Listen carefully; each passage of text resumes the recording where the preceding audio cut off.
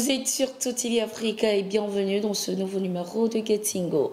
Au Niger, le Premier ministre Ali Lamine Zeine a demandé le report de la rencontre prévue le 10 janvier avec la délégation de la CEDEAO. Selon Lamine Zeine, son gouvernement veut d'abord organiser le dialogue national avant de poursuivre les discussions avec la CEDEAO. Au cours de ce prochain rendez-vous avec la délégation de la CEDEAO qui se tiendra le 25 janvier 2024, la durée de la transition, les tâches à accomplir avant l'organisation d'éventuelles élections seront définies. Si certains voient en cette demande du gouvernement nigérien un changement de ton, d'autres estiment que c'est normal car, je cite, lors de cette rencontre, les autorités nigériennes doivent être capables de présenter à la CEDEAO les décisions des forces vives de la nation. Fin de citation. En décembre 2023, lors de la visite du ministre des Affaires étrangères du Togo à Niamey, dans le but d'entamer les négociations entre le Niger et la CEDEAO, les échanges ont porté sur le contenu et le calendrier de la période de transition. Le chef de la diplomatie togolaise a de ce fait félicité les nouvelles autorités nigériennes pour leur volonté de dialoguer. Il a également laissé entendre que ces échanges avec les autorités nigériennes ont été fructueux. Nous nous sommes entendus sur le contenu et le timing de la transition, avait-il indiqué. Ce 6 janvier 2024, à travers un communiqué, le Conseil de sécurité de l'Organisation des Nations Unies est revenu sur l'accord pour la paix et la réconciliation au Mali de 2015, issu du processus d'Alger, et a réitéré son importance dans le règlement des conflits au Mali.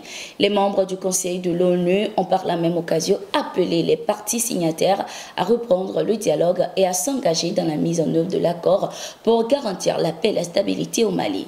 Malgré l'attachement affirmé par le gouvernement malien à l'accord d'Alger, les groupes armés au nord du pays ont repris des armes contre les nouvelles autorités et les populations. Dans un communiqué diffusé sur les réseaux sociaux, la coordination des mouvements de l'Azawad CMA s'est dit en temps de guerre et a appelé la population de la région à se mobiliser.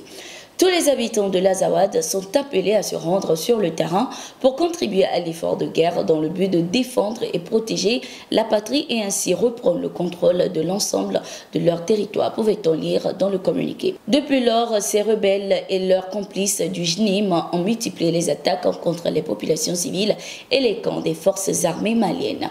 Cette situation a amené les forces armées du Mali à mettre en place des plans stratégiques qui ont conduit à la libération de la ville de Kidal, fief de ces groupes armés, le 14 novembre 2023. Lors de son discours pour le Nouvel An, le colonel Assimi Goïta, président de transition du Mali, a de son côté souligné l'obsolescence de l'accord pour la paix et la réconciliation issu du processus d'Alger. J'ai pris l'option de privilégier l'appropriation nationale du processus de paix en donnant toutes ses chances au dialogue direct intermalien pour la paix et la réconciliation nationale afin d'éliminer les racines des conflits communautaires et intercommunautaires, a-t-il affirmé. Apaisement des tensions entre le Mali et l'Algérie. Les ambassadeurs des deux pays rappelés dans leurs capitales respectives en décembre 2023 suite à la brouille diplomatique ont regagné leurs postes respectifs. Le retour de ces ambassadeurs marque la reprise normale des relations diplomatiques entre les deux pays.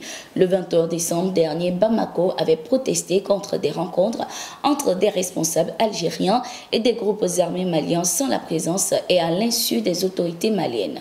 Suite à cela, le ministre algérien des Affaires étrangères Ahmed Attaf a aussi convoqué l'ambassadeur de la République du Mali en Algérie, Maman Amadou Maïga, en réaction à la protestation officielle des autorités maliennes qui ont accusé Alger d'actes inamicaux. Une situation qui a conduit au rappel des ambassadeurs de ces deux pays. Selon une source diplomatique, l'Algérie a enfin compris les principes qui régissent toute collaboration avec le Mali, notamment le respect de la souveraineté du Mali, le respect des choix stratégiques opérés par le Mali et la défense des intérêts vitaux du peuple malien. C'est désormais acté, l'opposant sénégalais Ousmane Sonko ne sera pas candidat à l'élection présidentielle du 25 février 2024.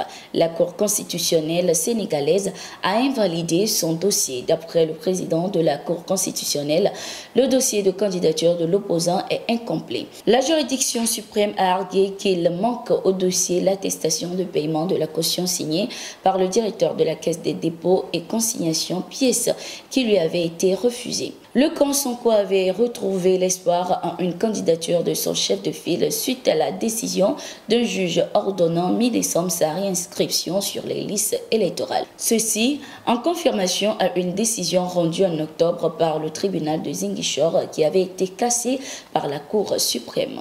Le capitaine Ibrahim Traoré a décrété ce vendredi 6 janvier à Ouagadougou la création d'une brigade spéciale et d'intervention rapide rendarmée. Selon le décret, la brigade spéciale et d'intervention rapide comprend entre autres un cabinet, un état-major, un groupement des forces spéciales et des groupements d'intervention rapide, en abrégé GIR. Font également partie de cette brigade une unité de la garde républicaine, un détachement du groupement de commandement, d'appui et de soutien comprenant des unités spécifiques et un bataillon d'artillerie, de campagne et d'intervention rapide. La BSIR a pour principale mission de lutter contre le terrorisme sur toute l'étendue du territoire national par des opérations spéciales et des interventions rapides.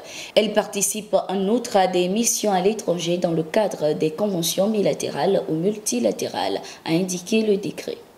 C'était tout pour cette édition. Merci d'être resté avec nous. Nous sommes en continu sur nos différentes plateformes et sur notre site d'information, le www.toutafrica.com.